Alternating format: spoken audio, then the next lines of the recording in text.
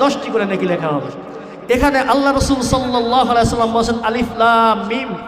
এই আলিফ লাম মিম এই যে হরফটা আছে, 3টা হরফ সূরা বাকারা শুরুতে যে আছে, এই 3 হরফের অর্থ কি দুনিয়ার কোনো ব্যক্তি বলে নাই, আল্লাহ রাসূল আমাদেরকে বলে যান নাই। এই আলিফ লাম মিম এই হরফের অর্থ কি, বরং মুফাসসিরে কেরাম, যত মুফাসসিরে কেরাম আছে সকলে বলেন এই আলিফ লাম মিম এর দ্বারা আল্লাহ কি উদ্দেশ্য করেছেন এটা আল্লাহ নিজেই ভালো জানেন। অর্থাৎ এর দ্বারা আমাদের বুঝে আসলো কোরআন বুঝে পড়ুক অথবা না বুঝে পড়ুক, যেভাবেই পড়ুক না কেন কোনো ব্যক্তি কোরআনের একটি হরফ তেলাওয়াত করলে অটোমেটিক সে 10টি নেকি পাবে। সুবহানাল্লাহ।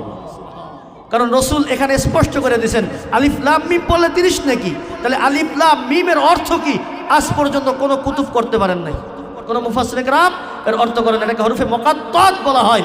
অর্থাৎ এগুলির অর্থ আল্লাহই ভালো জানেন। অর্থ আছে কিন্তু অর্থ কি আল্লাহ ভালো জানেন, কোনো মানুষের পক্ষে জানা সম্ভব হয় নাই।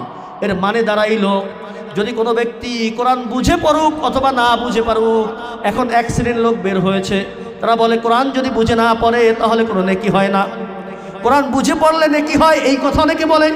কিন্তু এই হাদিসের দ্বারা আমাদের কাছে স্পষ্ট হয়ে যায় কোরআন বুঝুক অথবা না বুঝুক, বুঝে পড়ুক অথবা না বুঝে পড়ুক, দেখে পড়ুক অথবা মুখস্থ পড়ুক, হাঁটতে হাঁটতে পড়ুক অথবা বসে বসে পড়ুক, যেভাবে পড়ুক না কেন প্রত্যেক হরফে হরফে আল্লাহ পাক রব্বুল আলামিন তার আমলনামায় 10টি করে নেকি লিখে দিবেন।